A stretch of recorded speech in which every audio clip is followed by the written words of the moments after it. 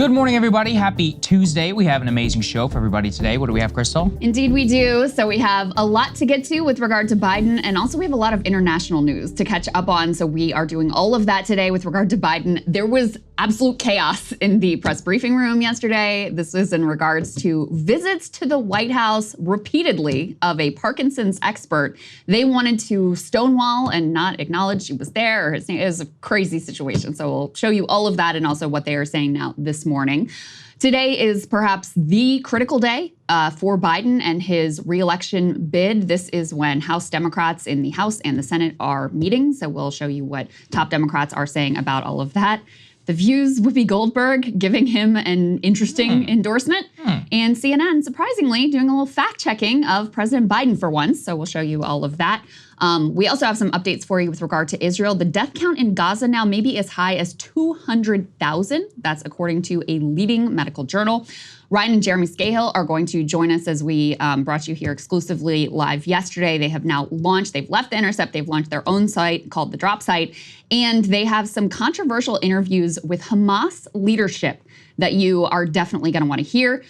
We've also got to get you caught up in the elections in the UK. We're bringing in Owen Jones to do that. The elections in France, we're bringing in Arnaud Bertrand to do that. So a lot of experts in the show, lots to get to. Should be a good one. Before we get to any of that, though, make sure to become a premium subscriber. We are already planning to be on the ground in Chicago. It's going to be a crazy convention. It does cost a lot of money, though. Glad we booked that trip. I am so happy we did, yeah. That we don't have to spend as much money because now every person in the entire press corps wants to be down there. But we are booked. We are ready to go. So you can sign up, breakingpoints.com. We're going to have exclusive stuff for our premium subscribers and lots of cool content from the ground there as well. So there you go, breakingpoints.com to become a premium subscriber. Now, as Krystal said, there was absolute chaos that erupted in the White House briefing room after a story began to develop that we brought everybody yesterday. The revelation that a Parkinson's expert had visited the White House some dozen times in the last 2 years, and in one case met with President Biden's official White House physician. Since that revelation, the White House press corps began pressing the press secretary, Karine Jean-Pierre. Why did this Parkinson's expert visit the White House? This came after Karine Jean-Pierre lied to the press corps about Biden having a medical examination after the debate. Here is what happened in that exchange. That he gets every year that we provide to all of you. It's a very basic, direct question. Wait. Hold on. Wait a second. Eight times, or at least once, in regards to the president specifically. Hold on a second. Not what you should be able to answer by this point. Wait, no. No, wait a minute. Ed, please. A little respect here, please. So every year, around the president's physical examination, he sees a neurologist. That's 3 times, right? So I am telling you that he has seen a neurologist 3 times while he has been in this presidency. That's what I'm saying. I am telling you that he has seen them 3 times. That is what I'm sharing with you, right? So every time he has a physical, he has had to see a neurologist. So that is answering that question. No, it's not. No, it is. It is. You're asking me. I also said to you, Ed, I also said to you, for security reasons, we cannot share names. We cannot share names. We have to. Others he would have met with. You can share names in regards to if someone came here in regards to the president. We cannot share names of specialists broadly, from a dermatologist to a neurologist. We cannot share names. There are security reasons. We have to protect. I understand that. I hear you. Right there for anyone to see. Ed, I hear you. I cannot from here confirm any of that because we have to keep their privacy. I think they would appreciate that too. We have to give them. The doctor. We have to keep their privacy. It is public information. I hear you. Guys, hold on a second. There's no reason to go back and forth with me in this aggressive way. Miffed around here about how information's been shared with the press corps about him. What are you missed about? What are you missed about? Everything he just asked about. And then every time I come back and I answer the question that you guys asked. Correctly, you didn't have to come back and clean up. I never answered the question incorrectly. That is not true. I was asked about a medical exam. I was asked about a physical. That was in the line of question that I answered. And that is what the specialist said. I just want to take a step back for a second because I do take offense to what Ed alluded to. You know, come out here, every day there's a press briefing, and we do our best to give you the information that we have at the time. That's what we do. And we understand that the freedom of the press, we respect the freedom of the press. You heard me talk about this last week. I appreciate the back and forth that we all have. I try to respect you, and I hope you try to respect me. And we literally do everything that we can. My team does everything that we can to make sure we get the answers to you. That's what we do. And sometimes we disagree. Sometimes we are not in agreement. But you know what? That's democracy. That is what is important, to have that healthy back and forth. And so to say that I'm holding information or allude to anything else is not unfair. It's really, really unfair. I think people who are watching and have been watching this briefing for this past week could say that we are doing our best in this briefing to provide the information that we have. And I will admit, I will be the first one to admit, sometimes I get it wrong. At least I admit that. At least I admit that. And sometimes I don't have the information. And I will always, always admit that. But I do take offense to what was just happening at the beginning of this briefing. It's not okay. She takes offense. She takes great offense. She is a liar. At the previous press briefing, she said the president did not have any medical checkup. Biden, on a freaking donor call, then says, by the way, I talked to my doctor. Reporters are like, hey, hold on a second. You said he didn't meet with the doctor. They're like, it was a verbal check-in with his doctor. Really? A check-in about not feeling good? That sounds like a medical checkup, because that's the technical definition of the word. Now, in this particular case, Krystal, I said this is probably one of the most bullshit answers in the history of Washington. The reason that we know this is, let's put this up there on the screen. This Parkinson's expert, whose name was on the White House visitors log, was released publicly by the White House under the transparency measures that have been put into place, I believe, by Congress, in which the White House then chooses to abide by. So they publicly released this man's name, including who he was meeting with. The press corps then says, let's be very simple here. Did this man visit the White House in conjunction with the president's health? That's it. Did he visit as it relates to the president's health? That's all we want to know. She says, for security reasons, I cannot get into that. So let's be very clear here. She says, for security reasons, Krystal, I cannot confirm even this gentleman's name, even though the government has admitted that this man visited the White House some 8 times in the last several years. And in addition, that his name is public, including who he was meeting with. So look, if anything, they're not treating her badly enough. They should be shouting her down. You are a liar. Liar. There's no other word for it. His name was released in public visitor logs. So we can't release the name. That would be inappropriate to release the name of a specialist. And how dare you? I take offense, and it's not fair. Lady. And I love how she's like, at least I admit when I'm incorrect. What? Yeah. Once you get caught in a brazen lie, you have to come out and clean it up, as Ed says there. The amazing thing, too, is I watched this entire portion of the press briefing with Karine Jean-Pierre, and it just goes on from there. I mean, Kelly O'Donnell goes in. There are other reporters that go in as well. And you put it together, and it starts to look very ominous. By the way, the White House the White House physician has now released a letter supposedly explaining these visits, 8 over just the past number of months from a Parkinson's doctor. We'll get to that in a moment. But there's good reason why people are asking these questions. And it's not just because we've now seen that this Parkinson's specialist visited numerous times. We also have President Biden exhibiting symptoms that experts say appear to be consistent, potentially, with a Parkinson's diagnosis. Now, you always want to be careful here. No one wants to diagnose someone remotely, but also he's kind of lost the benefit of the doubt, hasn't he? Exactly. Like, it's one thing if it's a private person and you're just baselessly speculating about their health. This is the president of the United States. Him and his staff have been caught in a cover-up of his health condition. So you do not get the benefit of the doubt in this instance. So one article talked to a number of experts. Here's what they had to say. Their conclusion was just, listen, at the very least, he needs to be examined. Something an additional neurological exam, something, by the way, that he has absolutely refused to do now in multiple interviews. We can put this up on the screen, some of the details here. So this is from Paul Campos, medical experts, Biden needs to be evaluated for Parkinson's. He said, since then, I've spoken to several medical experts who believe the odds are high Biden is suffering from some form of Parkinsonism, the cluster of degenerative neurological conditions of which Parkinson's disease is the best known.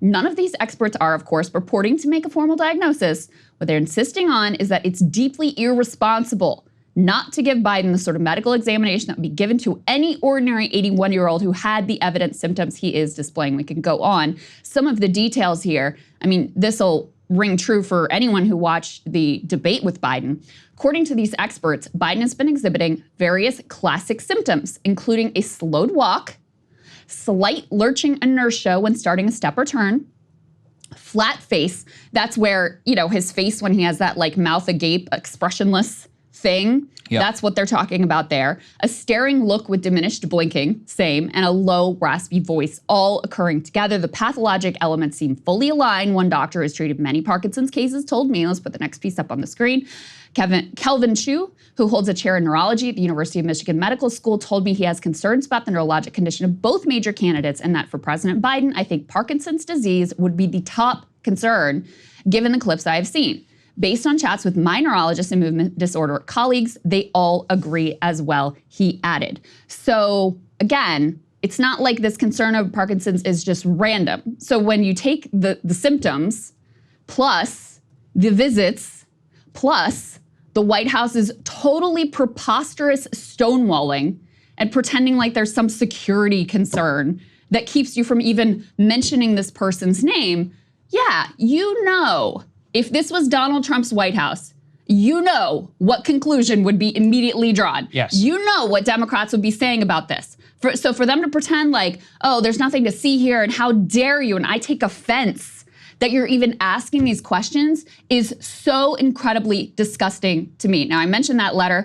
We can put that up on the screen. This is from the president's personal physician, who I also want to mention. You'll recall, under the Trump White House, he had Ronnie Jackson was his doctor, right? Who again was this personal friend, not very credible. Guess what? Kevin O'Connor, the president's physician, is a personal friend of the president, long time, also a business associate of his brother. So keep in mind, he has a conflict of interest. In any case, his claim in this letter, which you can read in full if you'd like, is effectively that the neurologist / Parkinson's expert who visited the White House many times was there to treat, as a general neurologist, he was there to treat other individuals who come to the White House medical clinic for care, and that he was the neurologist who examined President Biden for each of his annual physicals. So I guess, Saagar, maybe that's what they didn't want to admit, that President Biden had seen a Parkinson's specialist, and he goes to great lengths in this letter to say, listen, he's not just about this, he's a general neurologist, that's why he saw President Biden, et cetera.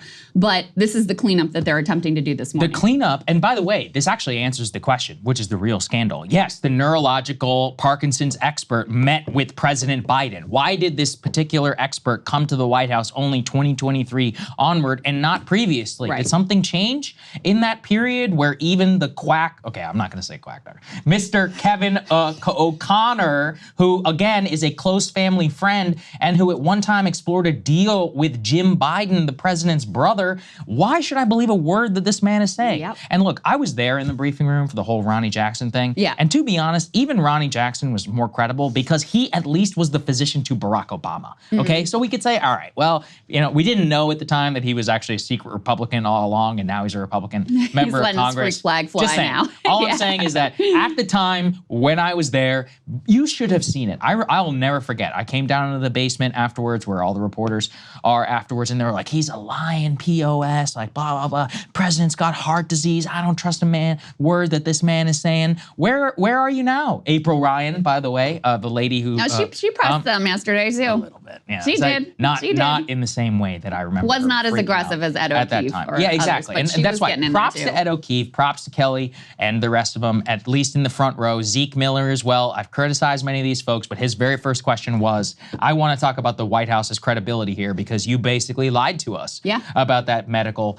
checkup. I think it's at this point where it's so undeniable, even if you want to run cover for him, you can't. I mean, we are in a situation which is genuinely unprecedented. We're having somebody who is this old in the White House and so rapidly deteriorating, who is also seeking another 4 years. And this is why it's a terrifying question. Right now, today, Krystal, just less than a mile from where you and I are speaking, the world's NATO leaders are gathered to continue fueling the war in Ukraine, where President Biden will be meeting with Zelensky, Macron, the new prime minister of the UK, to pump $40 billion more into this conflict and presumably come up with some game plan about how we're going to keep this thing going on forever. Do you trust a man like that today to be in that meeting? 5 years from now, what are we going to be doing 5 years from now? What is the world going to look like? This is an urgent national security crisis now, as opposed to 5 years from now. It's terrifying. Right. And you know, I think that domestic policy he basically has handed off to his advisors. Like I think the puppet master theory when it's back when it was Ron Klain, now it's Jeffrey Zients, whatever. Like I think they're running the show there.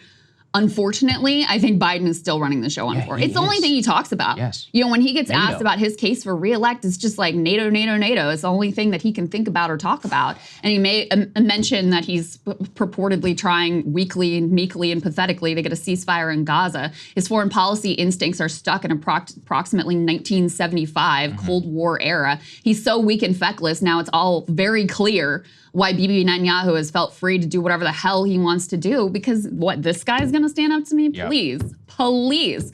There was another aspect of this that I'm just so sad for the country right now and what we've become. And I'm not just talking about our leaders because you've got the MAGA cult, right? We've talked plenty about that. This cultish behavior on the Democrats' part at the base level is utterly pathetic.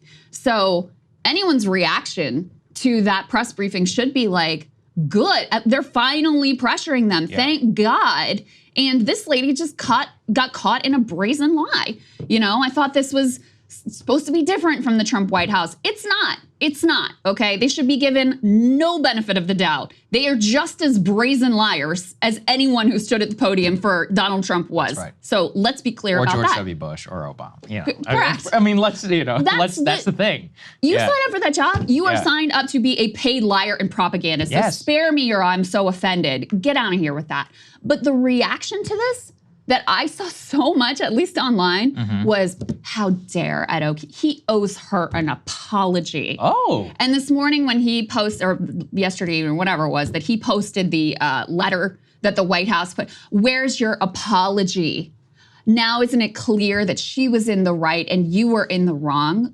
Are you kidding? Like, what country do you just want this to be a total authoritarian nation where no one questions our dear leader? How pathetic is that? How pathetic is that?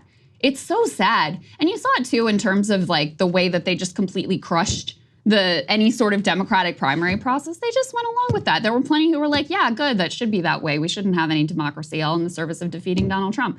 And now that it's clear they're gonna lose to Donald Trump, they're still like, yeah, but we have to fall in line because of loyalty or something. Like it's a Whoopi Goldberg in that sentiment as well. It's so disgusting and pathetic to me. It's just sad. It's just sad. Yeah, I mean, all I know is that a Parkinson's expert is meeting and examining the President of the United States, that his close family friend is his doctor. And I said this on our show yesterday. These people are not stupid. You think they're gonna write down, yeah, he's got Parkinson's? They know that would leak. FOIA, all that. Never write it down. Yeah. Oh, that would never happen before, right? Yeah, it would never happen that a president is getting injected with literal methamphetamine into his back and that we happen to just doctor the records. That's never happened before in history, right? It's not just like, come on. This is a tried and true practice. You put cronies in a position, as long as you cover up the records, you can basically do whatever we want. We didn't even find out that Obama was cracked out on modafinil until like 10 years later, which I don't judge. That's fine. You know, be my guest whenever you're traveling and you need a little bit of a boost. But my point is just that it took a decade, you know, to even figure out what the prescription pattern under the Obama administration was. look, I hate to say it, I hope he's still alive, but he could be long dead by the time we even know, whatever actually was going on behind the scenes, like with John F. Kennedy, like with many of these other folks. Just look at his deterioration. And this is the world's most stressful job. So all I am saying is that it is very terrifying. The White House has been caught in a brazen lie. The fact is that even after this line of questioning, they eventually came out and then just confirmed the worst suspicion, which is, the Parkinson's expert did examine the president. And he's examined him multiple times now. And he's meeting with the president's personal physician, who himself is covering up, or at least in a good position to cover up for the president if he wants to. And the scrutiny is only now starting to kick in. My only wish is that it had been many, many years before. Just ask yourself what these Democrats would be saying if it was the same set of facts with Trump. If he was exhibiting the symptoms, if he was meeting and being tested by a Parkinson's expert, if there was an attempt to completely stonewall any questions about that,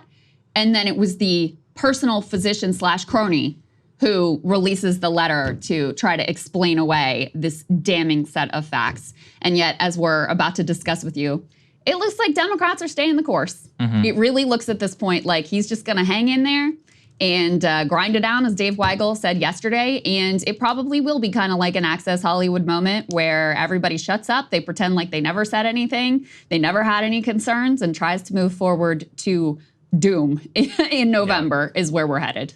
All right, let's just leave it there because there's so much more to be said. I mean, the explosion of just sentiment now of watching Biden basically evolve in a 1-week period into Donald Trump, become the very thing that he allegedly hates, is amazing. Yesterday, while we were taping our show, Morning Joe decided to go a little bit later, on the air. There were some questions apparently. They're like, hey, why are they here in this hour? They're not usually here, at this time. And it turns out that the president decided to phone in to his favorite morning show, just like Donald Trump did over the years, whenever he would call into Fox and Friends. He literally called into Morning Joe too in the early days. Remember that? He also called into Morning Joe. I forgot. Whole Mika facelift before situation. He accurately talked about Mika Brzezinski's facelift. But whenever Biden has called in, he is exhibiting the same behavior of basically just ranting and raving at the screen while Mika and Joe try to massage what he's doing. But my personal favorite line is when Biden admits straight up that he is reading basically off of prepared notes while he is on live television. Let's take a listen to that. The American public is not going to move away from me as an average voter. And again, I'm here for 2 reasons, pal. One, to rebuild the economy for hardworking middle-class people, give everybody a shot. Just a straight shot. Everybody gets a fair chance, number one. Number two, remember all this talk about how I don't have the black support? Come on, give me a break. Come with me. Watch. I'm getting so frustrated by the elites. Now, I'm not talking about you guys, but about the elites in the party who they know so much more.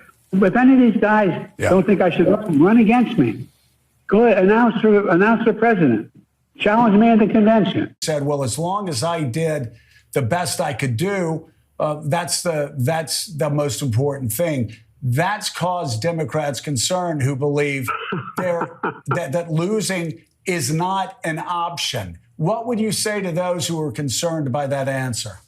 It's not an option, and I've not lost. I haven't lost. I beat him last time. I'll beat him this time. And this is a guy who, look, we talk about debates. Look at his performance at debates. He lied over, Trump has 50 lies. I mean, look, this is a guy who says 10% of the universe. I don't want to get into it. He's just a liar. And he hasn't done a damn thing since the debate. He's been riding around in a golf cart for 10 days. He's down in Mar-a-Lago talking with his wealthy friends. Nobody said anything except me and the folks out there in the local race, he said, I did nothing to stop Russia's invasion of Ukraine.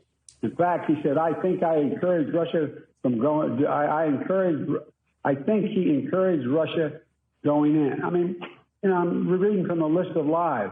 First of all, he was made up quotes, suckers and losers. I was with it. He called the Americans in the cemeteries from World War I suckers and losers. And so this guy's going to have to start to answer for what he did. Yeah, so did everyone catch that little admission? I'm reading here from a list of lies, AKA he's got notes in front of him. By the way, Karine Jean-Pierre confirmed that. She's like, yes, the president had notes in front of him. It's also funny just because I've been in the room for something like that. I can literally see in my mind's eye what's happening. Biden is sitting there with a speakerphone, right? He's surrounded by aides who are pointing to little things on his notes, shuffling papers in front of him. That's what you need to do a what? 10-minute call-in to with the friendly, Morning Joe? The friendliest possible. Dude. It's also worth asking whether they got the questions in advance too. Krystal, there is a camera for MSNBC 10 feet from the Oval Office. He can walk right over there. I'm telling you, I've been there. I know right where it is. They'll set it up for you. They'll even come into the Oval and then boom, you're ready to go live on camera. If you really have so much confidence, then do it. Then do it. And this is why, because even whenever he's reading from his list of notes, he sounds completely incoherent. Yeah. It is shocking. That's the thing. Yeah. And I just have to laugh at this point because I feel like I'm taking crazy pills. Yes. After this interview, the number of Democrats that were like, he sounded so strong. It was amazing. Karine Jean-Pierre at the podium yesterday, it was a powerful performance. It's like, did you listen to the same interview? Okay, he sounded a little more lively than the debate because they got him in his good hour of the day. He's got aides sitting next to him. He's got a list that he's reading off of, and he's still wildly incoherent. This is as good as it gets, guys. Good luck.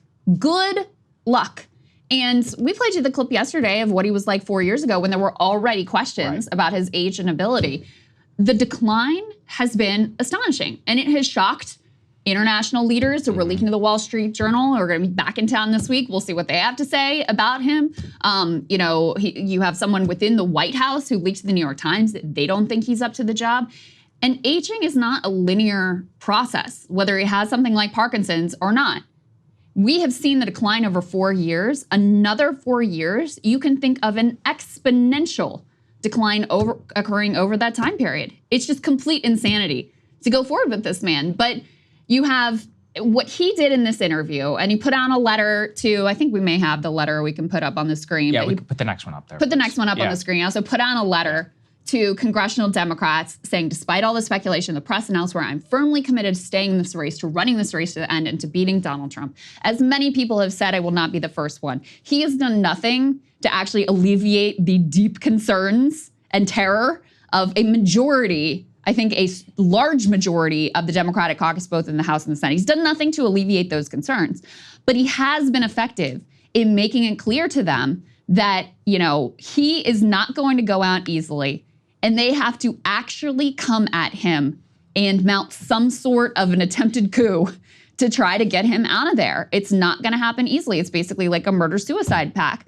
These are not courageous people. Sorry, I wish they were, but they're not. By and large, these are a bunch of cowards who really have been exposed as they certainly don't care all that much if Donald Trump gets reelected. Don't take a word they say seriously from here on out about democracy's on the ballot, Project 2025 or whatever. They clearly don't really care whether or not he gets reelected. They're more interested in maintaining their own careers, their own good standing in the party, and then a bunch of the would-be presidential contenders, they're like, okay, it works out better for me if Biden and Kamala Harris get their asses kicked in November, then she's wiped clean off the slate, and I can make my run in 2028. Gretchen Whitmer, Gavin Newsom, Ro Khanna, plenty of others out there who are eyeing 2028 and thinking, you know what, for me personally in my career, it works out good if Joe Biden and Kamala Harris get their asses kicked this fall. And they're probably right. That's the crazy thing. On an individual level, they're right. But for the country, well, that they ostensibly serve, I don't know. Maybe you're just like Donald Trump, a little bit of narcissism, right? And one other thing I want to say about this is I think that their political calculus is dead wrong. I agree. Because when Biden and Kamala do lose this fall in astonishing fashion, or even if, let's say by some fluke, which I don't say is impossible, they get elected, and we then have 4 years of watching this astonishing decline and Joe Biden potentially dying in office, sorry, that's the point that we're at. You think this is gonna reflect well on people who toed the line for him during this time? No, it's not. You're going to look like the people who were pushing us into Iraq war. You're going to look like all of the people who got things dead wrong in history. That's what you're going to look like. And it's not going to be good for your career, regardless of whatever little clever calculations you think that you're doing right now in the moment. The people who had the courage to come out and say, this is insane, this is unacceptable, people like Dean Phillips, who I disagree with on a lot, but he was dead right on this one. Those are the people who are going to look good. They're going to be the ones who have their careers bolstered if that's the thing you care about. And you are going to be embarrassed and humiliated and hopefully drummed down a public life for standing by this man and subjecting the country to this. I'm glad you set that up because my prediction is that Dean Phillips's run, while quixotic at the time, will go down like Barack Obama's 2002 Iraq War speech. Nobody in 2002 gave a shit what Barack Obama had to say. In fact, there was only one camera that recorded that speech about Barack Obama.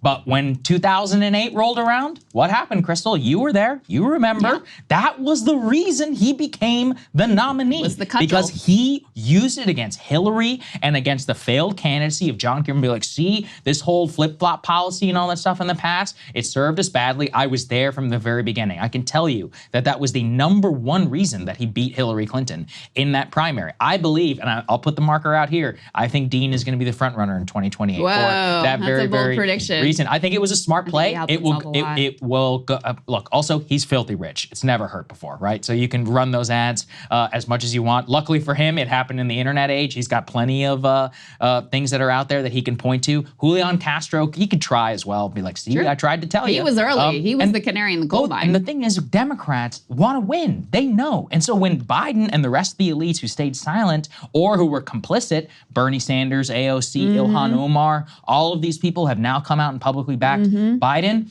Why should anyone take you seriously? 2020. We shouldn't. Gavin. We should not. Gretchen. Yeah, bro. I mean, all of these folks. So, like you said, the time for courage is now. Yeah. Because otherwise, if you really want to set yourself up, then I think it's a big mistake. So Dean, I'm on the Dean 2028 train. I'm not saying I like or agree with him or whatever. Maybe I don't know. Listen, what he'll do. He took a stance that was genuinely courageous. Yes. Yeah. And exactly. he was. Remember how they were and leaking all that? And he got kicked out of Congress. And they were kicked. They were leaking all that nasty stuff about him to Axios. Remember that report?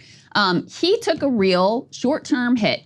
Because there's no other explanation for it than he truly believes. He was like, this man is too old and his decline is too advanced. This is not going to work out well. Put himself out there. He took a political hit and he deserves a lot of credit for that, even though you guys know, I've debated him. I disagree with him on a lot of things, especially Israel. But he deserves credit for that courage. You know, today, I mentioned this at the top, it is a pivotal day. You have the House and the Senate back in town. They've been away. They're all back now. Both the House and the Senate Democratic caucuses are meeting today. And so we'll see if the dam holds or the dam breaks. But I have to tell you where we stand this morning. It looks very much like the dam is holding. That's right. President Biden met with the Congressional Black Caucus. I mean, that's the other thing. Emily picked up on this yesterday is they've tried to really racialize this and make it like, oh, well, black people want President Biden. And it's just these white elites that want him gone, which, let's just be clear, a majority of black voters, even before the debate, thought that he was too old to serve. So don't buy that nonsense. Definitely don't buy the like, oh, it's just the elites that want him out. There are some elites that want him out. We had one of them on the show yesterday, Abigail Disney. But the truth of the matter is, which ironically enough, Jake Tapper pointed out yesterday, the elites are finally catching up to where the voting public has long been. Even before the debate, you had some 70% of Americans who said this man was too old to serve. So you finally have the elites forced to admit what has been obvious to most of the country all the way along. But I digress to go back to the original point.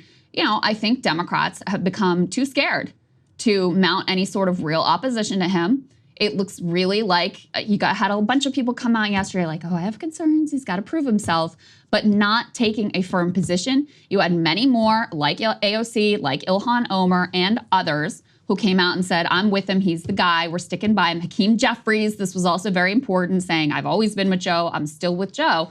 And so I think he's probably managed to get through this moment. We'll see how his big boy press conference goes. As they were discussing it yesterday, both John Kirby and Karine Jean-Pierre called his press conference Thursday a, quote, big boy press conference, which is so humiliating. I don't even know what to say about it. But I do think that there is an Access Hollywood parallel here, which is, Saagar, I wonder what you make of this. The assumption has been that now that the press corps and Democrats have said these things, they can't be unsaid. That now every interaction is going to be put under a microscope. You could have another bad performance for Biden where there's another round of freakouts and people defecting, et cetera. I'm not sure that that's the case, because I think it's more like after Trump survived Access Hollywood, then people on the Republican side kept their mouths shut more. Yeah, that's right. They realized, all right, well, he got through it last time, so I guess he's going to get through it again. And they just fell in line. I think at least for Democrats and probably for the media as well, that's more likely the direction we go in, is that the further away from the debate we get, the more they forget how bad it was, the more they pretend they never said the things that they said, and they just push forward with the plan, because look, it's a gamble. The gamble. Whatever. By the way, the Access Hollywood one, I'm not going to defend it, but I'll just say the Republican elites at that time, they thought they were going down to a historic loss. So what do? Yeah. You try and preempt it, and you call it out. It ended up being the bad gamble, and it was definitely wrong in terms of their own political futures. That said, if you were right and Trump did go down to historic loss, they would all look like geniuses, wouldn't they? And they would use that as ammunition. Now, the lesson, I think, for a lot, the thing is, too, is, and this is where I wonder what you think. I don't think the Democratic elites are playing that calculus. I think they're just cowards. Mark Warner was like, he's organizing a meeting behind the scenes. And then Biden is like, oh, he's a good man. It leaks. He cancels the meeting. You're just a coward, dude. That's not calculus. You're just scared. Hakeem Jeffries is behind the scenes, organizing calls, blah, blah, blah. Last night he comes out and he says, I support the president. Even Chuck Schumer, he comes out yesterday and he goes, I support Joe. I'm backing Joe, or something like that. These are not full-throated endorsements. It's just the act of cowardice, of the path dependence, and the recognition that, look, we don't have a choice because Biden is not going to drop out. He's basically staying in. By the way, can we put A7, please, up on the screen? Because this just shows you, too, how full of it Joe Biden is. On that call, on the MSNBC interview, he blasted Democratic elites. The very next thing he did is he called a bunch of donors and took questions. So keep that in mind. Joe Biden has now taken more questions from donors and people donating big money than the U.S. press corps, who have had to wait now, So Thursday will be the first time that we finally get to ask questions of the president in a public setting, allegedly solo. By the way, stay tuned for this. I believe it will be straight up rigged. And what I mean by that is that, as I understand it, the credentials have already been issued for the press conference very early. That usually doesn't happen. You usually do credentials like a day or two before, something like that from the inside, just what I can offer. That also means that the White House can restrict any yahoos like yours truly from being able to sign up if they don't want to. And then they can pre-screen and talk to every single person who's going to ask a question and say, okay, you're up. President Biden will then have a list of those people like CBS News, Ed O'Keefe, AP, Reuters. Now, I'm going to give them the benefit. I don't think that's going to be on that list anymore. I will give them the benefit of the doubt and hope and assume that those people, because the moment is so extraordinary, they're going to override their previous biases and they're going to ask him tough questions. But the idea of the free-flowing presser, the way that Trump was, where genuinely anybody who had their hands up might have gotten called on, that's over. And I think that Biden, it's going to be very tightly controlled. I'm sure. The other thing is that, how long is it going to be? President Eisenhower used to do 2-hour press conferences routinely. 30 minutes, 45 minutes.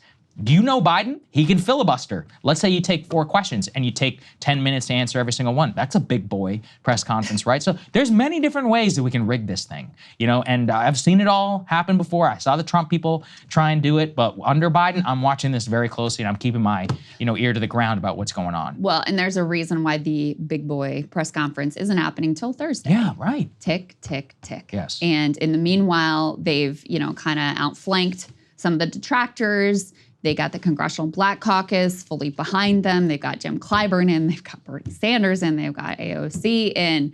They've really made a push to scare people, not to convince them that Biden is up to the task. No one really believes that, but to scare them with regards to their own careers of what the consequences would be for coming out. I think it's by and large working. You still have, like I said, you still have people coming out. You had Congressman Adam Smith go public yesterday saying that he doesn't think Biden's the right person. You had Sherrod Brown in Ohio expressing a lot of concerns. Amy Klobuchar expressing a lot of concerns, but not going so far as to say that he needs to step aside.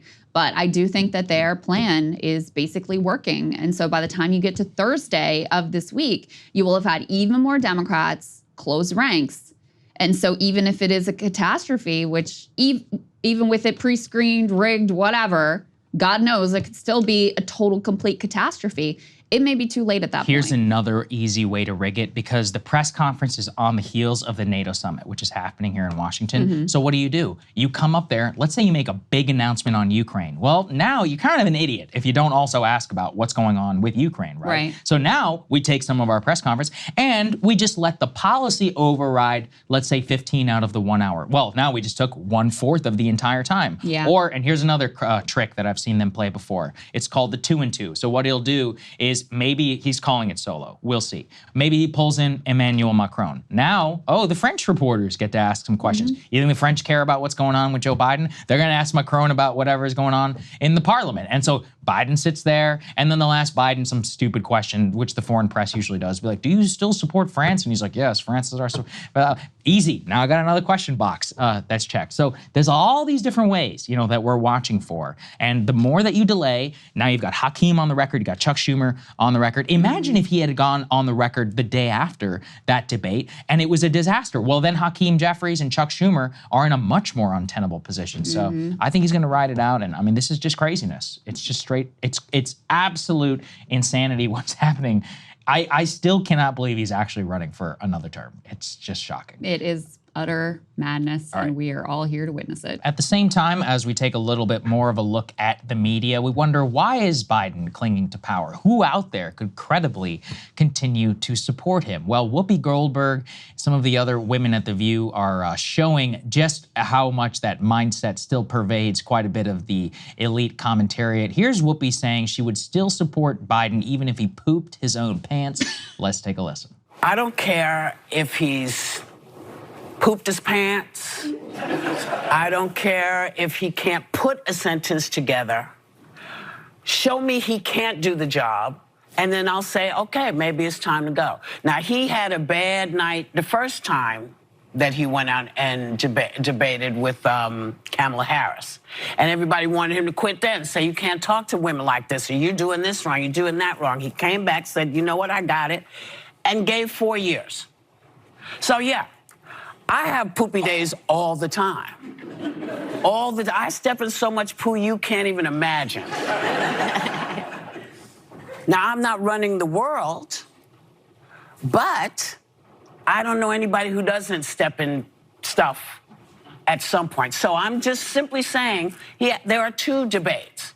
And if he can't do what he needs to do for the second debate, I'll join any crew that says get rid of him. But loyalty to me, if you are doing the job, I might not like everything you're doing. I don't like it all. But I'm going to stand behind you like those guys stand behind the guy who should have been the person people were talking about saying, yeah, Biden had a bad day, but this guy couldn't tell the truth if it split his lip. Joe Biden is the first one that says, I'm slower. I don't debate as well as I did. I'm 81 years old now. It seems worse than that. Okay, but he's the first one to say he's not the same. Just look at my record of accomplishment. But he can't litigate the case against Trump the way that we saw the vice president there. Yeah. That is the difference. And there's a reason Donald Trump is actually not out there shouting about the debate. He knows that Joe Biden will lose to him. He is afraid of Vice President Harris. Here's the actual, also real truth. It doesn't matter what we say should be happening. It's going to come down to one or the other. Right. Very astute analysis there at the end. Anna Navarro saying, well, he's the first to say that he doesn't do well. But look, that is the perfect example of the whole, Biden, the same ladies who are accusing people of being in a cult, that's what being in a cult looks like. I believe in loyalty. I would vote for him. I don't care if he pooped his pants. You also shouted this out. They're like, I'll look for the next debate. The next debate's in September. Yeah. It's after the DNC. There's nothing you can do at that time. It's before the election. She knows. Yeah, of course she knows. Yeah, run out the clock. Yeah, she actually even directly makes the comparison. She says, I need to have loyalty the way that the other side has loyalty to Trump. She actually directly says that. Yeah. If you listen to what she's talking about, like the other guy they should have been talking about, we need to have that same kind of loyalty. It's like, okay, that's where you are. And listen, I don't share this analysis, but I can respect someone who says, listen, if it is Trump and Biden, I think Biden is the lesser of evil of the two. I support more the direction of the Democratic Party. I'm voting for the entire administration, and these are terrible choices, but I got to do what I got to do. Okay, I think that's a reasonable argument to make. But to pretend like, first of all, there's no other options available right now, to pretend like your priority is beating Donald Trump, but you're sticking with Joe Biden, to pretend like you don't have any credible doubts right now that he can't do the job today, as Whoopi Goldberg says, and to set the bar at even if he poops his pants, I don't care. Like, it's just an incredible commentary of where we are as a nation right now. What a sad, declining, dying empire that the standard we have for our presidents is like, you could even poop your pants and I don't care. This is still what we're gonna do. We're gonna fall in line. We're gonna have loyalty because that's what matters. Loyalty to this man who thinks he's some like God king over commitment to what might be best for the country according to your values. I don't know. It's just sad. Alyssa Farah, actually, that's her name, right? Yeah, Alyssa Farah. yeah. Actually speaking some truth there too about how Trump has been pretty quiet because he doesn't want Biden to drop out of the race. This is working out perfect for him to be hobbled and pathetic and unable to even barely hobble around the country to campaign, but still hanging in there strong based on his ego and his crackhead son. This is perfect for Donald Trump. Yeah, and look, if we continue, down this road, this idea of loyalty and all of that, it's for what reason? Biden is in a worse position for a Democrat since 2000. George W. Bush is the last person beating Democrats this badly in the polls. And that's not me. That's CNN's Harry Enton, who fact checks Biden's interview and statements where he's like, actually, I'm in a better polling position than ever before. Don't believe the polls. My internals show something different. Take a listen. Right now, Donald Trump leads in an aggregate of national polls by about 3 percentage points. If you go back 4 years ago at this point, Joe Biden was ahead by 9 points. This right now don't look anything like what we saw 4 years ago at this point. I then decided to take it a step further. What was Biden's worst 2020 polling position? He was ahead by 4 points, which basically matched what he ended up beating Donald Trump by in the national popular vote. So this 3-point advantage for Donald Trump is Donald Trump's best position versus Joe Biden, whether you include the polls this year or you include the polls last cycle. The idea that the polls underestimated Joe Biden last time around, simply put, does not hold any water, Mr. Berman. Who outperformed their July national polls? This is major elections during the Trump era. We can start in the midterms, right?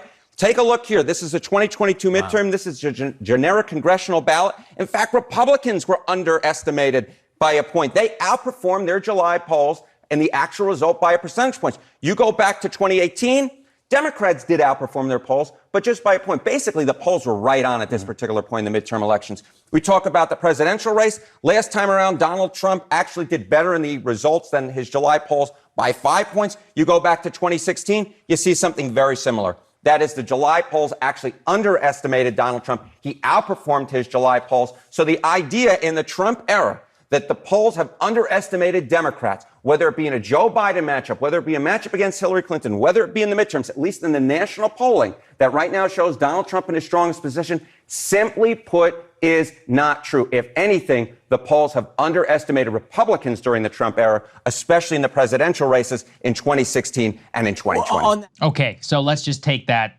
very clearly. And this, Krystal, this is what the rational, look, there are a few, let's say like 5, maybe 6 House Democrats who have actually come out and called for him to step down. Mm-hmm. What I find amazing is it's not Ilhan Omar, AOC, Ro Khanna, any squad people who have legitimate policy beefs. It's like normie Democrats from like Minnesota or Washington, and they're like, I just want to win. I like Biden, but I don't think he's well poised to win. Why are they more rational and courageous, frankly, being able to look at this political case than Ilhan Omar? Like, what is happening here? I mean, okay, here's my best attempt at explaining it. Yeah. Number one, if you're a centrist, you have less fear of being like excised from the party because there isn't this like ideological war on you. So there is that, but they still deserve credit. You know, the Angie Craigs of the world, Adam Smith of the world, they still deserve credit for coming out because it still does obviously take some courage to do, especially at this stage. I think there's some like 4D chess thought going on with the Bernies and the AOCs and whatever of like, well, we don't want to be the ones because they really hate us and distrust us. We don't want to make this ideological. And I also think that there's a careerist move of like, well, you know, if he does drop out, it's not like we're going to get a candidate that is ideologically aligned with us. We're going to get Kamala Harris, who we also, you know, don't really care for. So maybe it's better we just let Trump win and then, you know, try to get behind a more lefty candidate in 2028. But I think it's sad. I think it's pathetic. I think it lacks total courage and integrity. And here's the other thing. It's like, you don't have to say anything, right? To come out affirmatively like AOC did, like Ilhan Omar did. Bernie Sanders has been Joe Biden's like biggest defender. I think with him, it also comes down, he's always personally liked Joe. He's got this soft spot for him. He couldn't attack him in the primary in 2020. So I think that's part of it for him. Like Joe was nice to him back in his early days in the Senate or whatever. I don't know, but it's pathetic. It's utterly pathetic that these are the people who are supposed to be, you know, the opposition, the adversarial faction within the Democratic Party, and they turn out to be the greatest bootlickers. Yeah. Amazing. And amazing. I mean, look at the rhetoric of Adam Smith. This is a normal guy. He's from Washington. He's been in Congress for a long time. He's a high-ranking Democrat. He's on freaking Financial Services Committee. People in D.C. know who the hell he is. Listen to the way he articulates the case against Biden. Let's take a listen. Well, look, I think he should step aside. I think it's become clear that he's not the best person to carry the Democratic message. And here's the thing. We have an incredibly strong message and record to run on. And in all respect to the president, he's done a great job. The president has shown he is not capable of delivering that message in an effective way. Just because, I shouldn't say just, because that 90-minute debate was a lot, but is this based entirely on that event? No.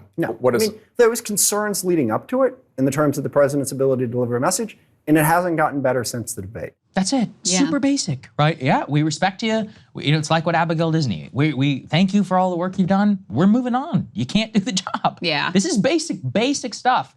And, I don't even think he's articulated it in a particularly offensive way. He's not like, oh, he can't even walk or any of this stuff. He's like, look, he can't do it. He showed us that. There were some concerns. We have a good record. Let's go in a different direction. Yeah. Why is it so hard?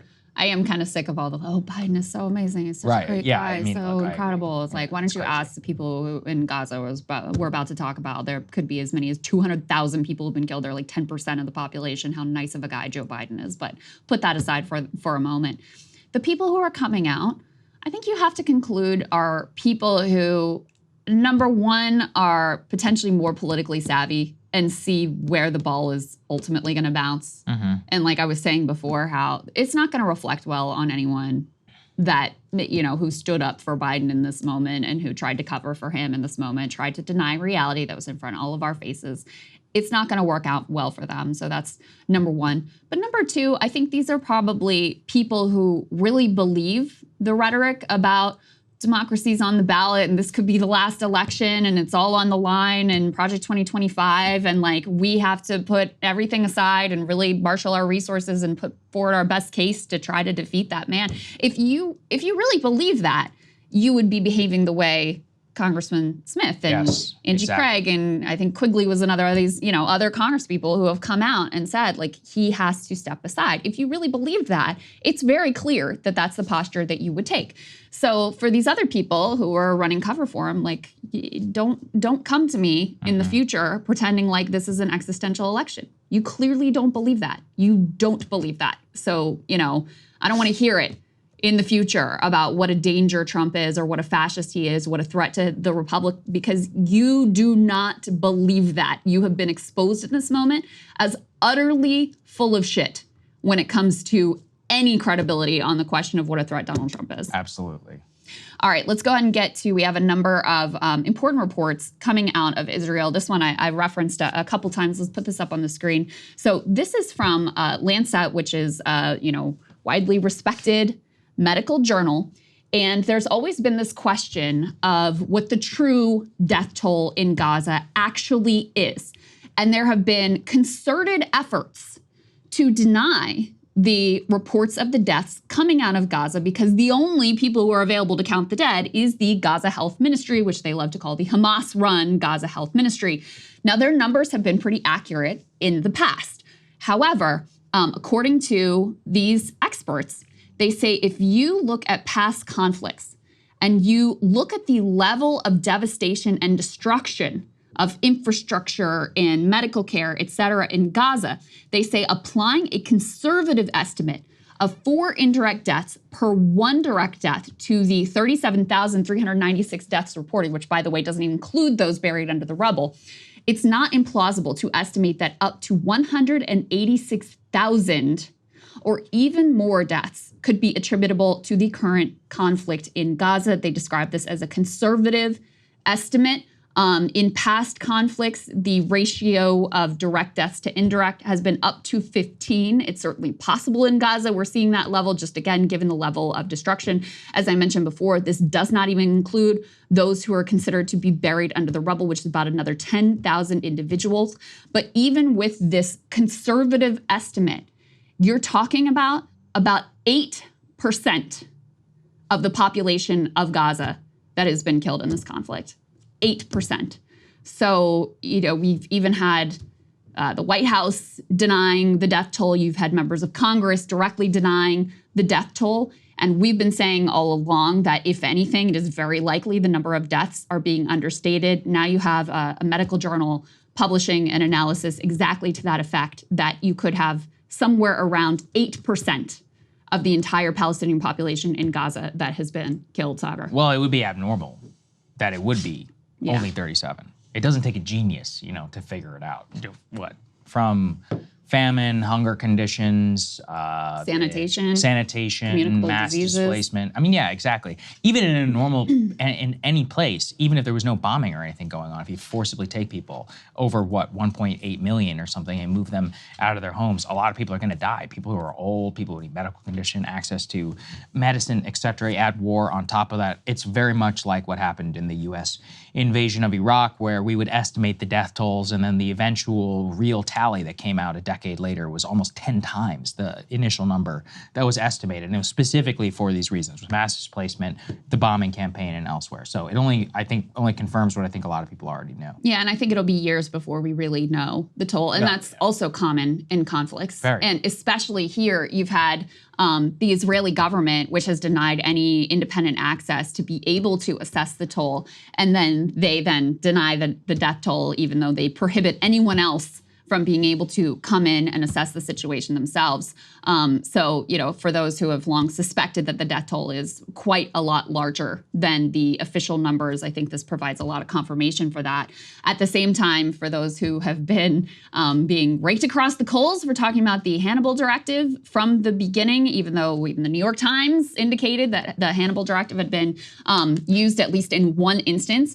You now have Haaretz with some blockbuster reporting here, confirming, by the way, the reporting of a number of independent outlets, that the IDF did order the Hannibal Directive on October 7th to prevent Hamas taking soldiers captive.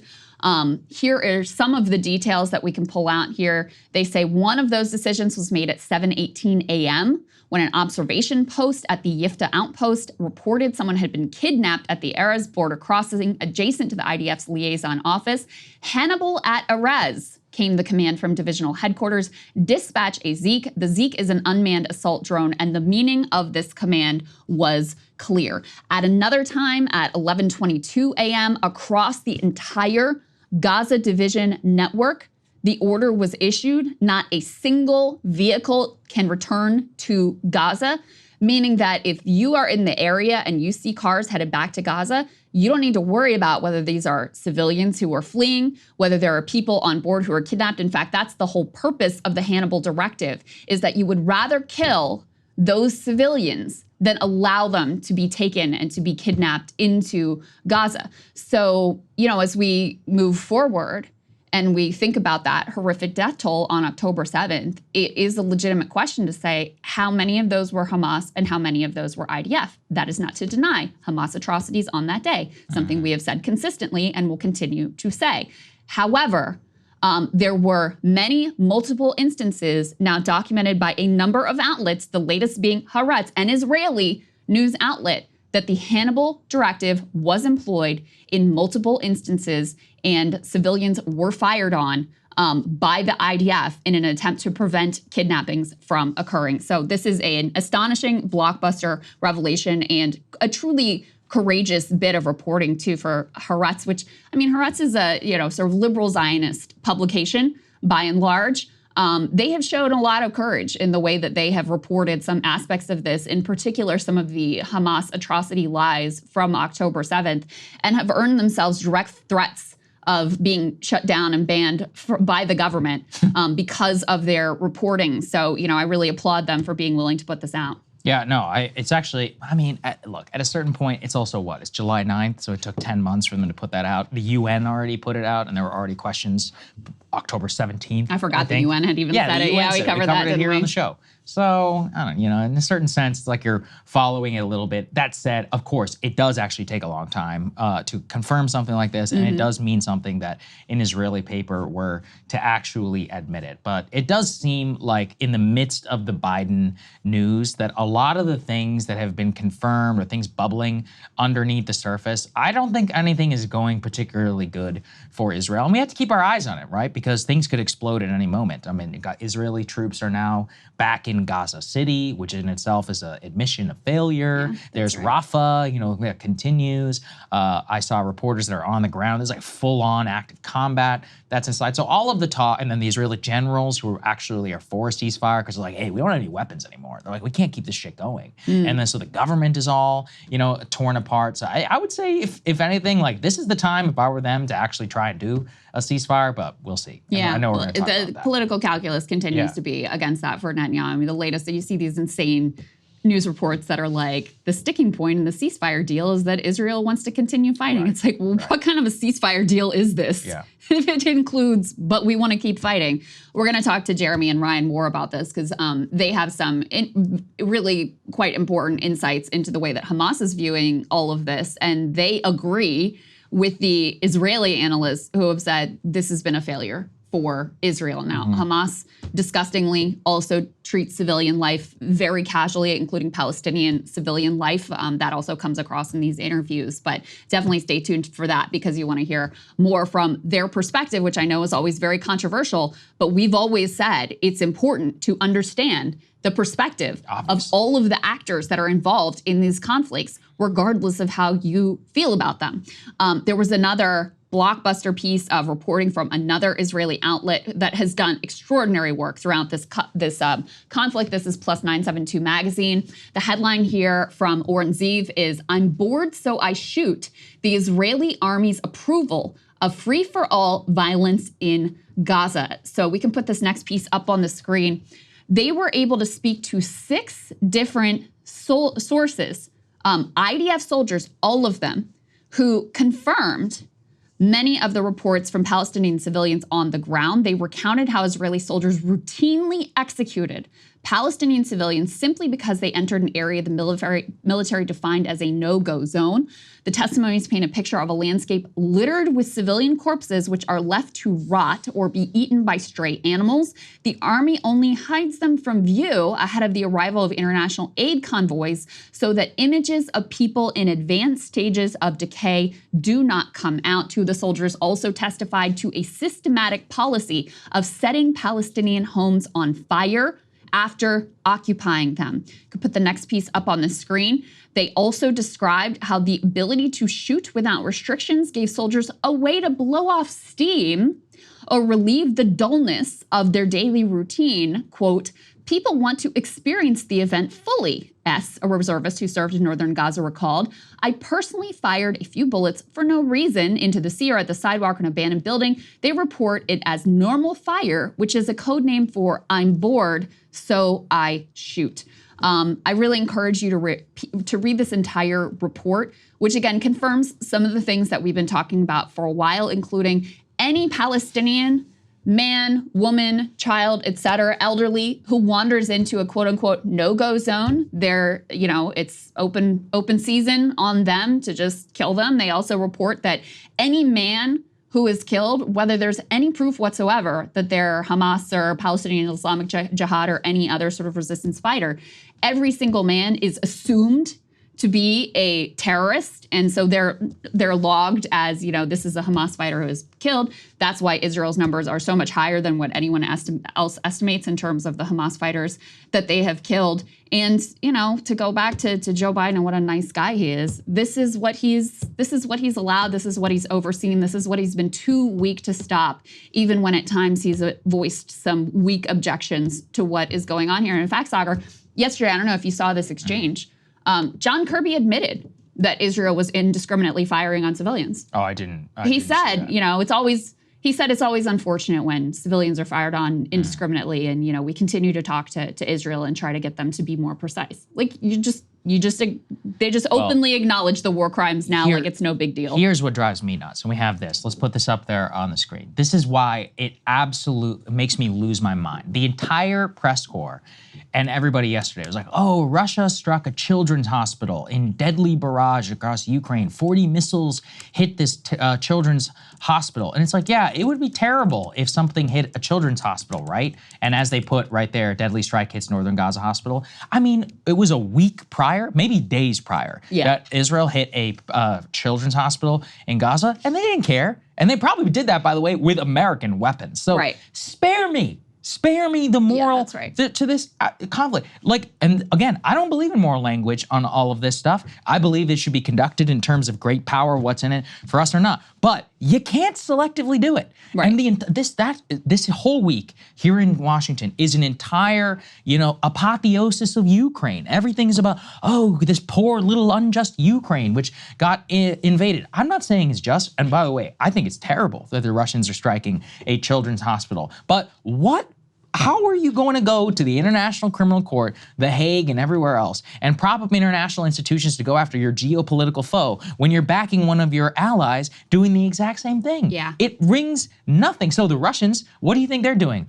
I saw, this is hilarious, there are all these Indian experts here in America, and one of them was like, I'm so disappointed at Modi for going to Russia and for hugging Putin. And the man was like, I guess India is just is only looking out for its own national interests. I'm like, yeah, it would be a real shame to have a president who only looked out for their national interests. And if you're Modi and you're seeing all this stuff that's going on with America, Israel, and everybody else, I go, why should I listen to you? You're a joke. You're going to lecture me not to go visit? You're going to Bibi, and you guys are you invited Bibi to your country to speak in your Congress. You're going to lecture me? I'm going to go get some cheap gas, folks, because I got 1 billion poor people that I'm supposed to care for.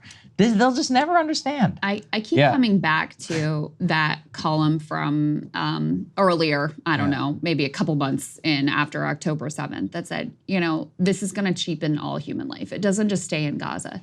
And that's exactly true, because I feel the same thing. I see 9 Ukrainians killed. It's right. That's nothing. And obviously that's not true. That's a disgusting way to look at it, because these are human beings who had lives and families and dreams and aspirations. And there should be horror and outrage at a children's hospital being struck here by Russia, or a children's hospital being struck in Gaza by Israel. But if we could put C4 back up on the screen here, because it's not just the lack of the moral language, it's the inability to ascribe blame appropriately. So when it's Russia, the headline is very direct. Russia strikes children's hospital in deadly barrage across Ukraine. Oh, okay, I understand who the aggressor was. I understand what they struck. I understand what happened here. Here, when it was Gaza, it's deadly strike hits northern Gaza hospital where many were sheltering.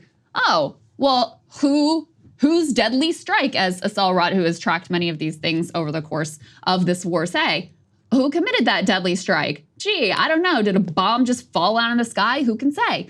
This hypocrisy is something, by the way, that Matthew Miller was just pressed on yesterday as well, State Department ghoul Matthew Miller.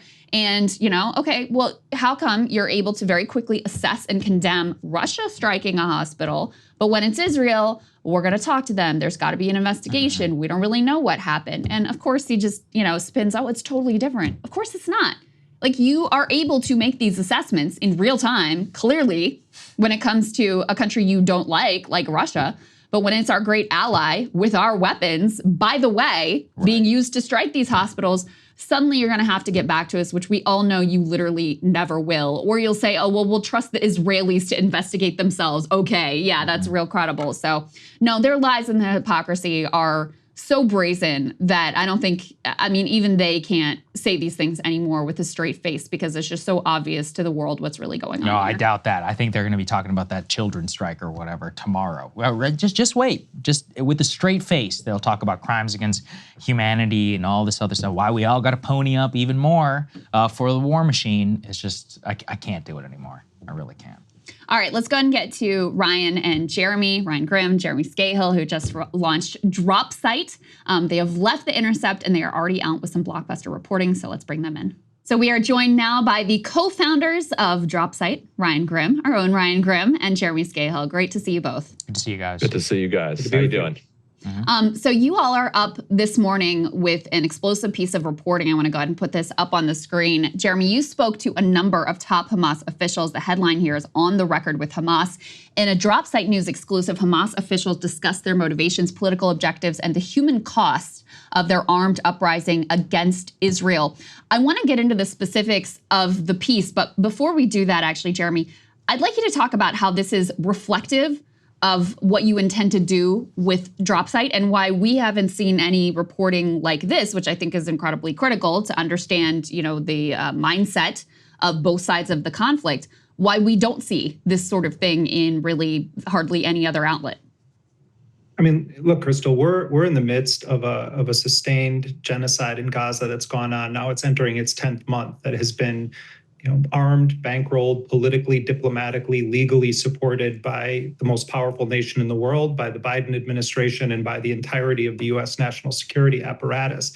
And we're being told that this is such an urgent cause that we have to just pour weapons into pummeling 2.3 million people trapped inside of what is essentially an open-air prison. And the justification for this is that around 1,100 Israelis, 695 of whom were civilians, were killed on October 7th. And I think it's journalistic malpractice not to speak to the individuals who organized this and to understand what their motivation was for it, because this is a tremendously consequential policy on the part of the United States government. Our primary goal is to hold our own government accountable. But also, this is a genocide that we're watching unfold in real time. And I think that it's of great public interest to actually speak to the people that organized the attack that then spurred this massive genocidal response from Israel. Dan Rather interviewed Saddam Hussein. CNN had reporters go and interview Osama bin Laden. I've interviewed members of Al-Qaeda before. I think this is basic journalistic practice that should be embraced, not demonized. But I know how people are going to respond to this. I mean, look what happens when just some networks interview a Republican. People lose their minds. So, I won't apologize for it at all. I think it's a vital journalistic role to go and interview people you're told are the enemy. That is so obvious and yet so lacking and so controversial. And yet so controversial. So yeah, Jeremy, why don't you give us some of the specifics? You spoke on the record with senior Hamas leaders here in the midst of this ceasefire negotiation. Give us an insight into their thinking. Yeah, please. I mean, I'll give you some news. Right. So right now, there's you have CIA Director William Burns and other U.S. officials from Qatar, Egypt, Israel, and also from Hamas. That are now trying to restart these negotiations to try to see if there can be, at a minimum, some form of a temporary ceasefire so there could be an exchange of captives. And over the weekend, Netanyahu sort of blew this up again. And apparently, behind the backs even of his own negotiators, went and leaked to the media 4 things that he said were non-negotiables in these in these discussions that are taking place between Israel, Hamas, and the mediators. And some of them are basic things like he wants an end to smuggling of weapons across the Rafah crossing from Egypt. He doesn't want Hamas fighters to be able to return to the north of Gaza. He wants a maximum number of living Israeli hostages returned to Israel. But the big one is he said Israel is not going to budge on our commitment to continue the war to total victory at a time of our choosing. And this is basically the most inflammatory aspect of this. And there had been indications, and I got some of this from Hamas, that they were actually, that Hamas was willing to kind of not entirely back off of a demand for a full and permanent ceasefire, but to allow for an incremental staged settlement or resolution with Israel that would, at the onset, result in the exchange of some prisoners. There are thousands and thousands of Palestinians. And on that micro level, one of the sticking points is that Hamas leaders told me that one of their primary goals of the October 7th attacks was to take as many Israeli soldiers prisoner as possible and bring them back to Gaza, because they don't just want to get Palestinian women and children out of Israeli prisons. They want to get combatants. They want people that are Hamas and Palestinian Islamic Jihad fighters, some of whom are serving life sentences or multiple life sentences in Israel for killing Israelis. And the Israeli government has said, no, we will not release anyone that has Jewish blood on their hands. And Yahya Sinwar, the Gaza-based head of Hamas, one of the 3 or 4 main organizers of the October 7th attacks, spent 22, 23 years in an Israeli prison. And he himself was freed in 2011 in this very type of deal, where an Israeli soldier, Gilad Shalit, was returned to Israel, and then 1,030 plus Palestinians were freed, including Yahya Sinwar, the man that would then go on to be the main organizer of Al-Aqsa flood on October 7th. Ryan, what is your sense of where we are with the ceasefire negotiations? I'd love you to tie this in also with something we've been talking ad nauseum about, which is President Biden's manifest decline. It's my impression that on domestic policy, he's sort of handed over the reins to the rest of the staff, but for better and largely worse, he hangs on with his death grip to foreign policy, in spite of the fact, obviously, the Netanyahu bear hug strategy has completely failed. His latest humiliation is he gave this big speech. Israel has put forward this incredibly generous ceasefire proposal. Meanwhile, Bibi's out there saying things like, well, my condition of ceasefire is that I can go back to fighting this war. So it seems very unlikely that we're going to achieve a ceasefire so long as Israel is committed to not having a ceasefire. Yeah, Biden really ties his worth as president to his foreign policy acumen, which is, we can set the irony of that aside, given the fact that he's been wrong on almost every foreign policy issue that he's weighed in on in like 50 years.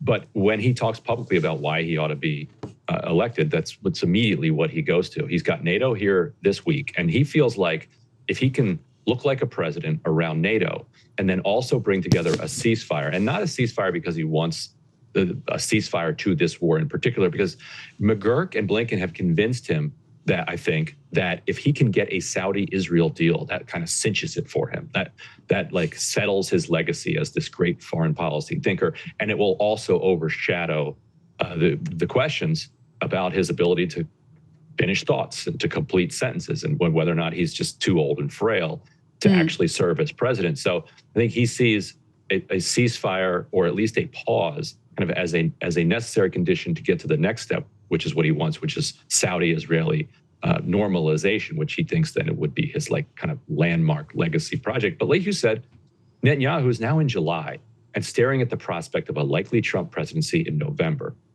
Netanyahu is a political adversary of Democrats generally and of Biden in particular. So Netanyahu is going to do everything he can to prolong this war for his own survival, and also to get to that place where Trump is president, where then he feels like he's got to reset. Jeremy, could you speak some to, because this has been discussed previously, the way that these normalization deals, which were started under Trump and then continued under Biden, the way those played into the impetus for the October 7th attacks by Hamas?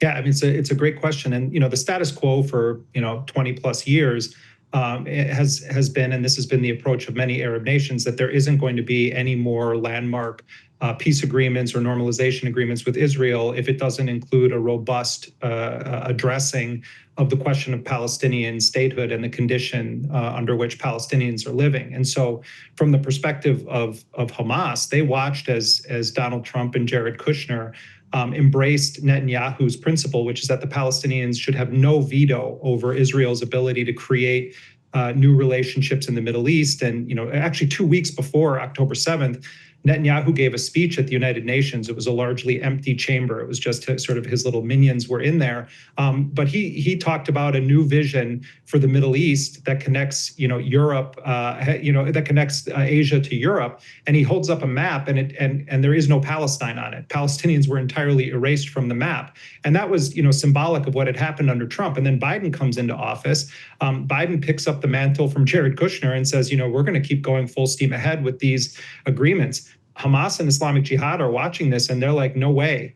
So part of their stated rationale for the October 7th attacks was to try to derail these agreements. I don't think that they were deluding themselves into believing that they would succeed in that, because as Mouin Rabbani pointed out to me in my piece, Palestinian blood has never stopped these Arab nations from making any kind of an agreement with Israel. But I think what is true is that Hamas and Islamic Jihad were sending a message to Arab populations in countries like Saudi Arabia and Jordan and elsewhere that you better not let your governments make these deals with Israel at the cost of Palestinian lives. I think, though, Krystal, it's really important to say the main objective, I think, of the October 7th attack was to call the question on the siege, the blockade, the prison of Gaza. Hamas was starting to get blamed by Palestinians in Gaza for their life conditions, which was the aim of Israel's collective punishment strategy of putting them on a calorie-restricted diet, mowing the lawn through regular military operations. Opinion polling suggested that people were getting really furious with Hamas. So I think on a political level, all of these things converged, and Hamas said, it's now or never. They were in trouble internally within Gaza. They were watching the annexations spreading. They were watching the situation at Al-Aqsa Mosque being defiled, the holiest site in Islam in Palestine. They were watching these agreements being brokered that cut Palestine out of the deal. And they said, this has to be our stand. And I think that I believe it. I think that is sincerely what they wanted to do. They wanted to shatter the paradigm, irrevocably.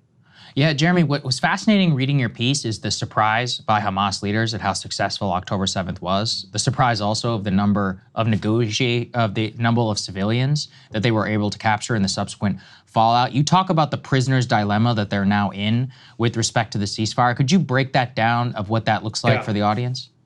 Yeah, this is really important. My understanding is that the primary objective in terms of taking, what Israel calls hostages, what Hamas calls prisoners, was soldiers, because they can get a much higher price for the soldiers. As I mentioned, they wanted to get the impossibles. They also wanted to, the impossibles meaning these guys who have been locked up for charges that they murdered Israelis or that they're armed terrorists. They also wanted to free other Palestinians, but their primary objective was to get their own people out. On this issue, though, I'm told, and I think that there is reason to believe it, that when the second and third wave of people then start pouring across the prison walls and fences that Hamas blew apart, and they started entering Israel, individual groups of people start also snatching Israelis, elderly women, children, and others, and bringing them back to Gaza.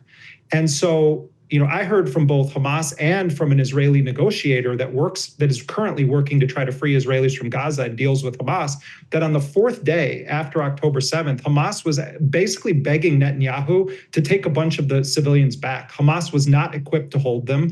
They didn't want to have them. They didn't consider them valuable. They had an enormous number of soldiers, way beyond what they thought they would get.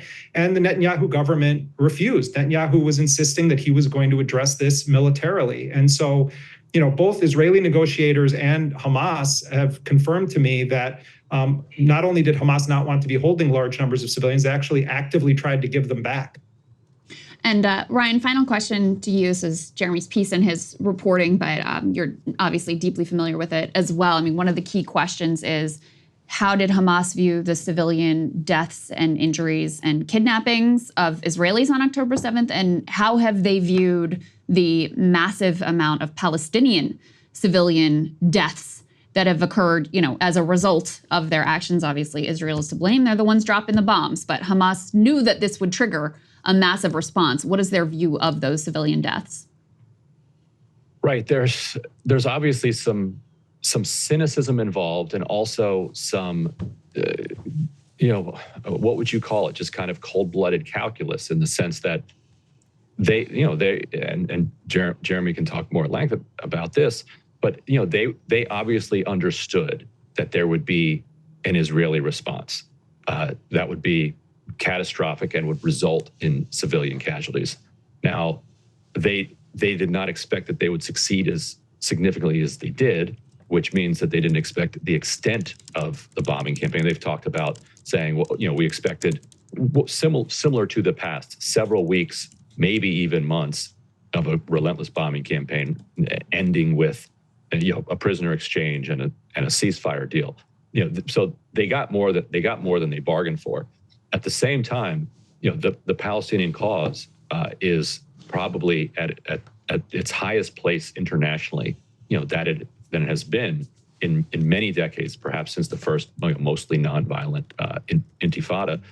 And so that raises like these really uncomfortable and thorny ethical questions about about military and strategic and geopolitical aims and the costs to civilian lives, without, of course, excusing any kind of Israeli slaughter. Like that doesn't mean it's justified to respond in the way that Israel has. One last point on that, Krystal. I heard different perspectives on this question from different people within Hamas. I get the sense that they're still struggling with how to answer that question. On the one hand, I had a Hamas official say to me, this is a really sensitive question that you're asking, and I don't think any of us expected this level of a genocidal war. And then others are saying, listen, what do you expect us to die peacefully? To just let you continue to slowly murder us, kill us off, kill us at checkpoints, kill us in drone strikes, starve us to death, deny us medical care, and sort of entrenched in that position of saying, this is on Israel that they did it. We had a right to rise up against them. These are occupiers. We were legitimately engaged in armed resistance as recognized under international law. I don't get the sense that they have a central party line on this question. And it's quite interesting to hear the debate. It's why I also spoke to people like Rashid Khalidi and Susan Abu Hawa, the famous Palestinian novelist, because they represent different perspectives that exist in the broader Palestinian diaspora. Yeah. Well, I really recommend people read the entire piece, which is up on dropsitenews.com, right? I'm getting the web address right. And congrats to both of you. I'm so excited about what you're up to. I can't wait to see what else you have in store for us. And I really, really hope that our audience and others out there support the work that you're doing, which is difficult and expensive and thankless and controversial and all of those things. Ryan, why don't you just tell people what they should do to support you guys? Yeah, and yesterday you guys supported us, bigly, as our man would say. We did our goodest job at that, Ryan. We did our goodest job. At dropsitenews.com. You can just sign up to get the free alerts. I think we're almost at 100,000. I think we're 95,000. That's fantastic. Subscribers. So today you guys can put us over the top of that. If you can support it financially, do that. But if not, that's also okay. The journalism will always be free. We'll be on here a lot talking about the results of our investigations. But if you can support it, you can do that right there at dropsitenews.com or donate.dropsitenews.com too. Well, we look forward to that, and thank you both. Great to see you. Thanks, guys. Thank you. Guys. Keep up the great work. Thank you. Joining us now is Owen Jones. He is a YouTuber, columnist, and UK politics expert, and we're very honored to be joined by him. It's good to see you, Owen. Politics expert, I'll take that. Hey, how you doing? Great to see you both. Very good. Good to see you too. It's good to see you, man. Let's put this up there on the screen. Owen, we had to get your read as to what is going on in the UK. Labour wins big, but as the headline says here, the UK's electoral system is creaking. I know you've got some thoughts as to what's happened. I believe your prime minister is actually here in our town, here in Washington, only a few miles away from us. So what has happened as a result of this election, and what should we know about it?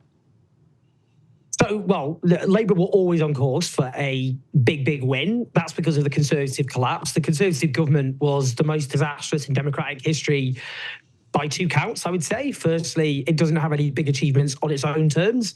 So previous Conservative governments, people like me would rail against them, but they would think we did a big success, we did this, this, and this. Thatcherism reshaped Britain its own image, and also presided over the worst squeeze in living standards ever recorded in modern British history.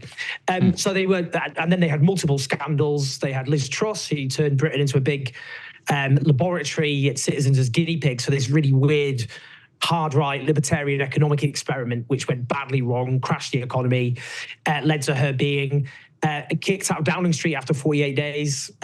She famously, a lettuce outlived her, which I think became very famous internationally. Will let the lettuce or Liz Truss survive? So basically, they were in a mess. They collapsed as a political force.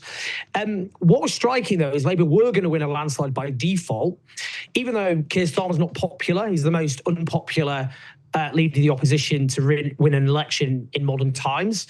And we have a bizarre electoral system, first past the post like your own, but with its own British sort of twist. And Labour won a third of the vote. In fact, Labour got almost the same share of the vote as they got last time in 2019 under Jeremy Corbyn when they were routed. And they got a lot less than Jeremy Corbyn got in 2017. So they got 40% of the vote in 2017. They actually got less votes this time than they got last time, but they won a landslide. In fact, on a third of the vote, they won 2/3 of the seats. That sounds odd. It sounds bizarre. It is. It doesn't make any sense fundamentally. It's our electoral system. A lot of Starmer's defenders go, well, that's the game. You have to win the electoral system. I get that. They're a legitimate government. But if you're winning, no government has ever won a majority on such a low share of the vote. And they didn't just win a majority. They won a massive landslide in seats.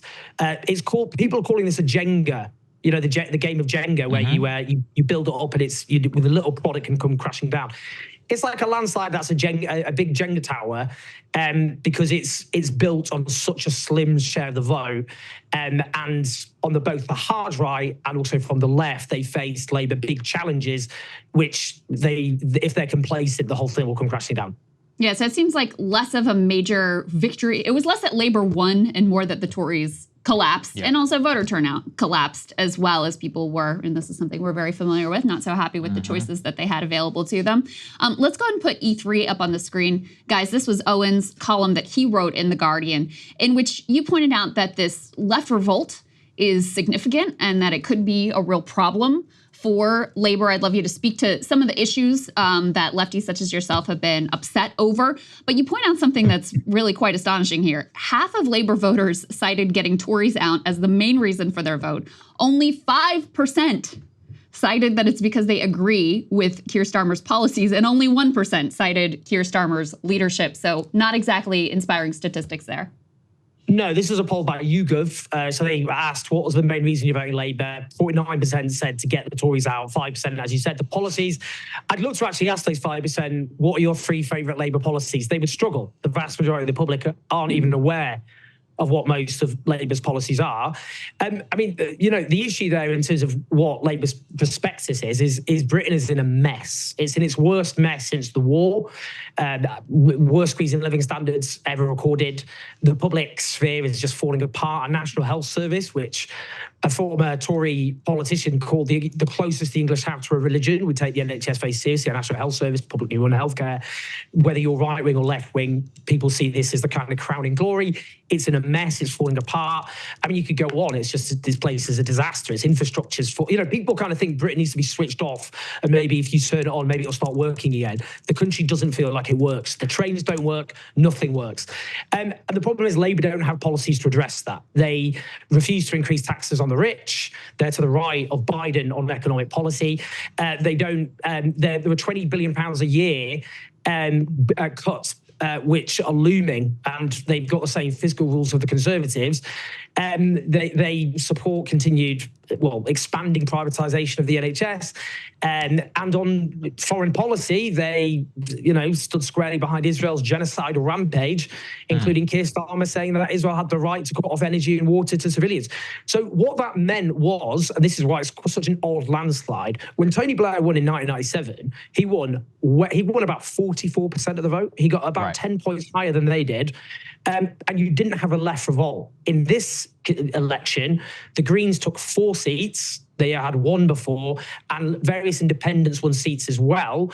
But also the Greens are now second place behind Labour in 47 seats.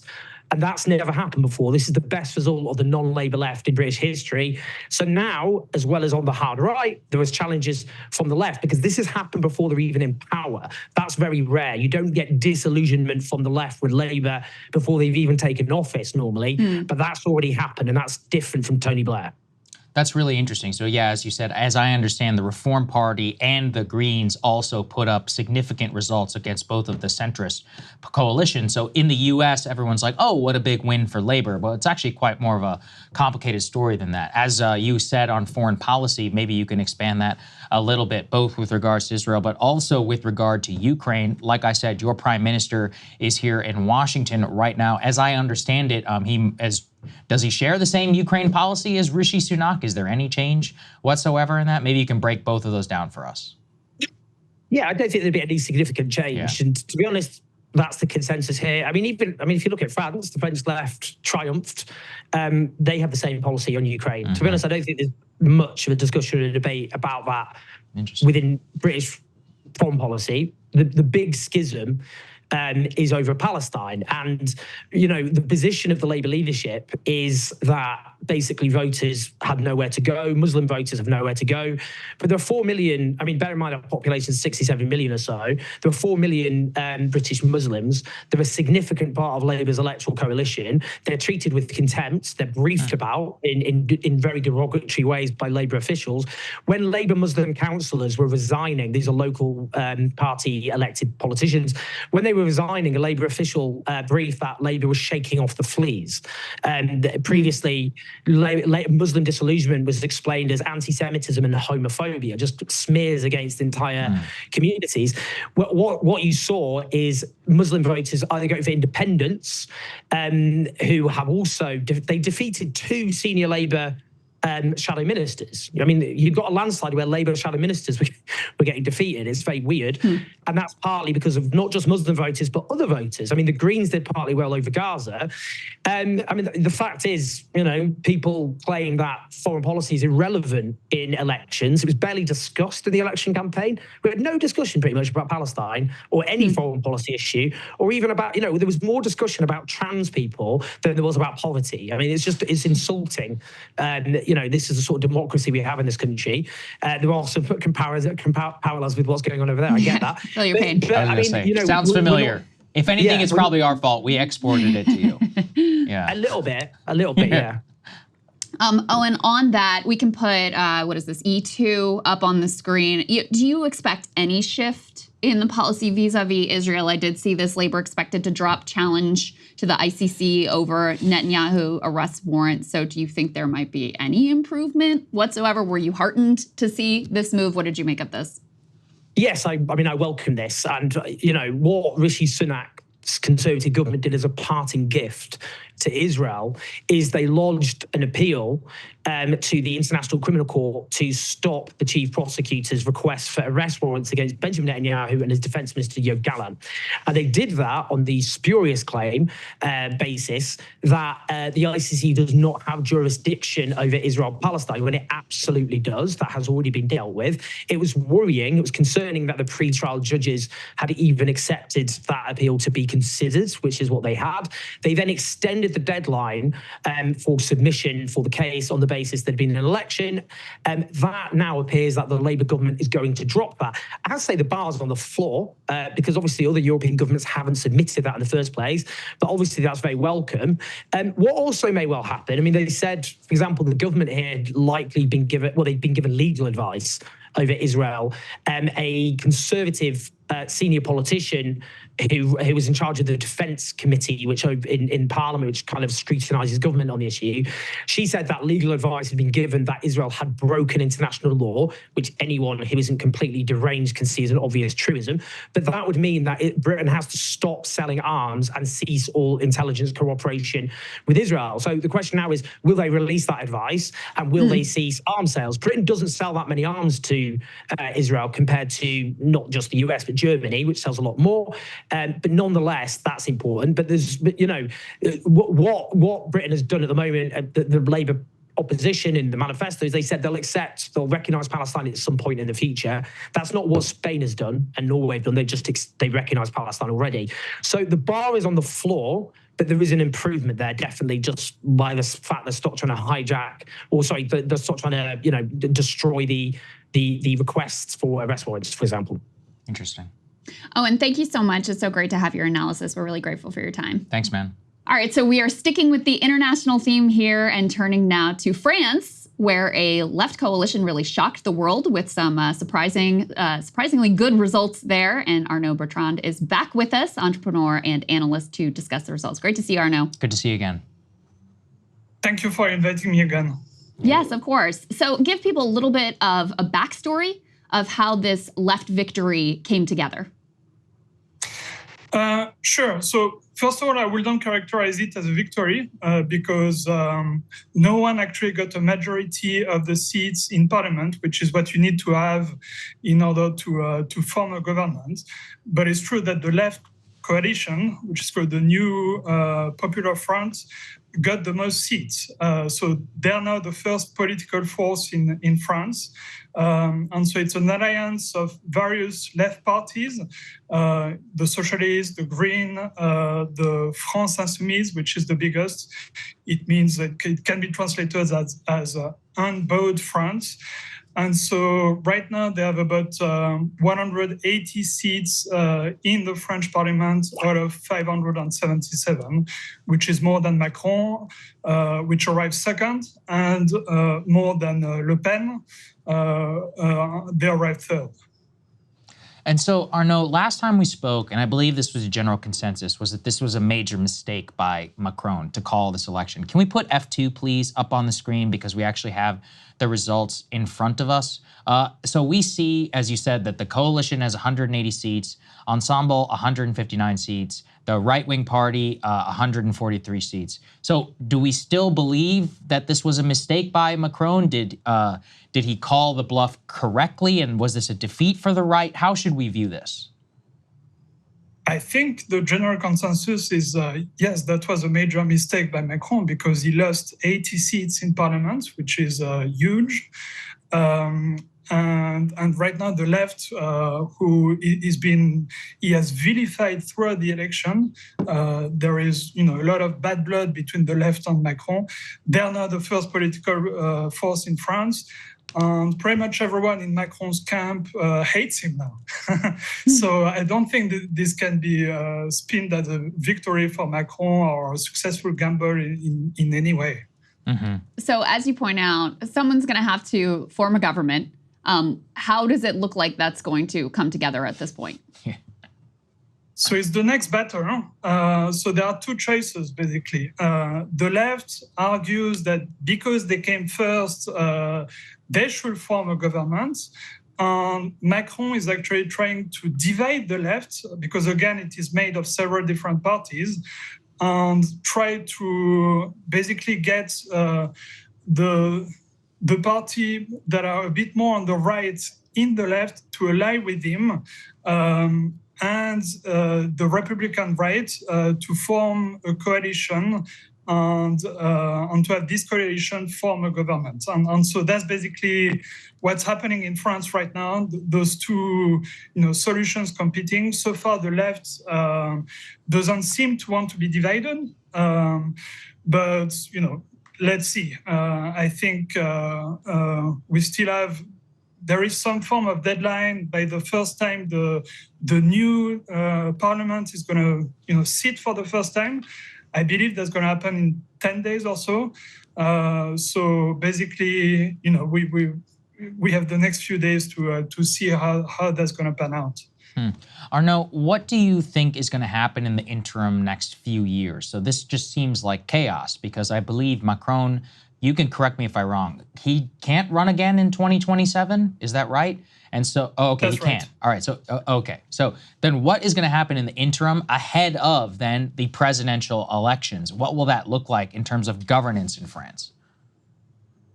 Well, it really depends on what happens with this new government. So if there is a broad coalition of several parties getting together and forming a government on a specific project, and they have a majority in parliament, then things can be not that chaotic because they have a majority and they can pass laws and so on. But that's the unlikely scenario. The more likely scenario is that you have a minority government without a majority in parliament, and therefore they won't be able to pass law, and they will face possible is called the motion censure motion. Basically, the government can be toppled down by Parliament at any point. So that option, which is the most likely scenario, would be fairly chaotic. Guys, can we put F3 up on the screen? Arnaud, what can you say about the issue set that was important in this election? This is some of the things that the left coalition ran on. They want to raise the minimum wage. They want to lower the retirement age, build 1 million affordable homes, freeze the price of basic needs, invest in infrastructure. I saw they also ran on easing and expanding the asylum process. So, dramatic difference there from the right-wing party and also from where Macron has positioned himself. Was this election driven primarily by these policies or other policy concerns? Was it more about the tactical intelligence of the left? Was it more of a rebuke of the right? How do you see those things? So those issues matter a lot because there is a strong feeling in the French population, which is actually the truth, that their living standards are going down. And especially Macron made a lot of very unpopular reforms. So, for instance, raising the age at which you can retire, which is what they want to undo. So those issues were definitely popular. Then the left ran quite a lot on Gaza. It was even, I would say, one of their main topics. And in France now you have a fairly large electorate of Muslim background, and they voted massively for the left because the alternative was a